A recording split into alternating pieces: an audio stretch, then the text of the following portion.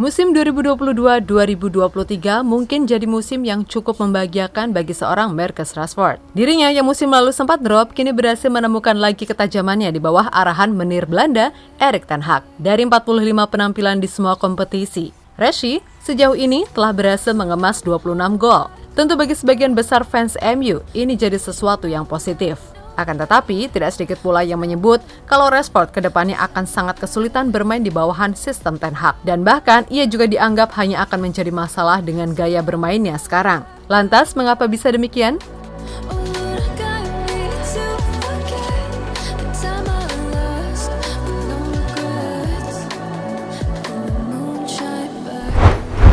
Tidak bisa dipungkiri kalau musim ini peran Marcus Rashford begitu penting. Terutama setelah kepergian Cristiano Ronaldo, ia benar-benar jadi tumpuan utama setan merah dalam mendulang gol. Meskipun begitu, nyatanya itu pula yang justru seolah jadi bumerang bagi Manchester United. Lantaran ketika Rashford tidak bisa mencetak gol, maka seketika MU akan kehilangan tajinya. Karena pemain-pemain seperti Weghorst, Antony, hingga Bruno, semua diakomodir untuk bisa membuat Rashford mudah mencetak gol.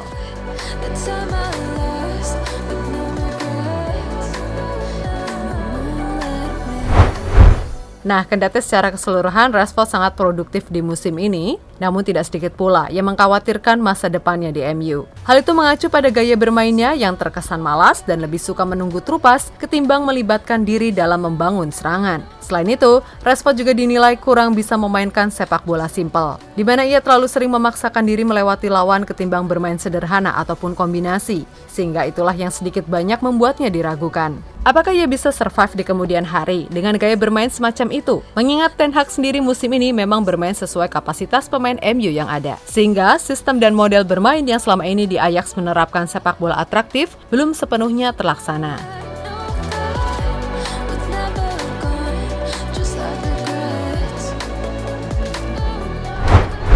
Yap, salah satu bukti kalau Rashford ini menjadi salah satu biang masalah adalah ketika MU dikalahkan oleh Newcastle 2-0. Memang di laga itu, satu tim secara keseluruhan bermain sangat buruk. Akan tetapi, Rashford bagaimanapun tetap menjadi sorotan utama. Ia tampak jadi pemain yang paling malas berlari dan lebih banyak menunggu ketimbang berusaha melibatkan diri ke dalam permainan. Dan hal itu juga tergambar dalam heat map-nya. Sehingga usai laga, Erik ten Hag pun seolah memberikan ultimatum kepada pemain 26 tahun tersebut untuk jangan malas dan merasa cepat puas. Saya tidak tahu kapan ini berakhir, tapi jika Anda puas, maka itu akan berakhir. Rasa puas akan membawa kemalasan. Anda harus terus berinvestasi tiap hari. Saat Rashford tetap berinvestasi dan tetap fokus pada setiap laga, memberikan energi dan percaya dia akan terus bikin gol.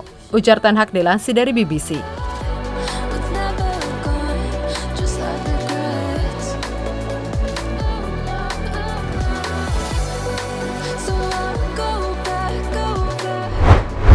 Lebih lanjut, salah satu pengamat yang menyoroti gelagat mager dari Rashford adalah mantan pemain Manchester United, Mickey Gray. Menurutnya, Rashford harus lebih berusaha menekan dalam dirinya untuk lebih melibatkan diri ke dalam sistem permainan. Marcus Rashford, saya minta maaf sobat, jika Anda terus memberikan bola seperti itu, maka hanya masalah waktu sebelum Anda keluar dari sini, dari lapangan sepak bola.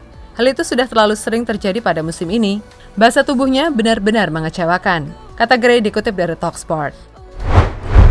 Ya, berkaca dari komentar tadi, memang Rashford harus lebih meningkatkan lagi etos kerjanya. Sebab bagaimanapun, ia sebenarnya memang pemain yang sangat berbakat. Sebagai penyerang, ia dibekali kecepatan serta kemampuan dribble yang mumpuni. Selain itu, soal urusan gol, Rashford sendiri sejatinya sudah lebih baik walaupun masih ada banyak sekali catatan yang harus segera ia evaluasi.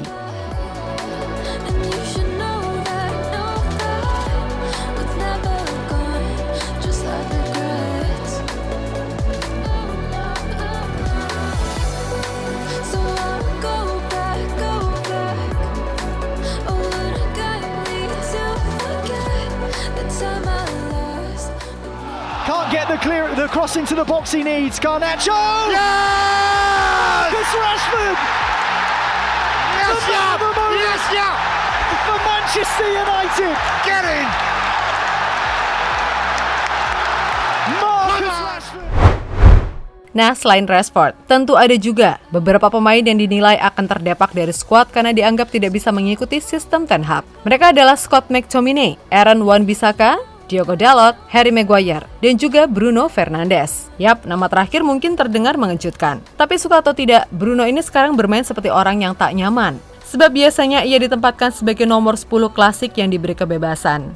Namun di era Ten Hag posisinya selalu digeser lebih melebar. Hal itulah yang membuatnya seolah kesulitan dan tidak sedikit pula yang menyebut kalau Bruno ini kurang memiliki jiwa leadership.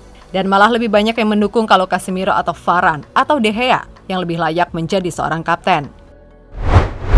Yap, apapun itu, kini sekarang tergantung bagaimana Rashford atau pemain-pemain tadi mengevaluasi diri mereka. Sebab Ten Hag tentunya tidak akan segan membuang siapapun mereka yang dinilai tidak bisa mengikuti apa yang ia inginkan. Dan kekalahan atas Newcastle pastinya menjadi sesuatu yang membuat Ten Hag marah setengah mati.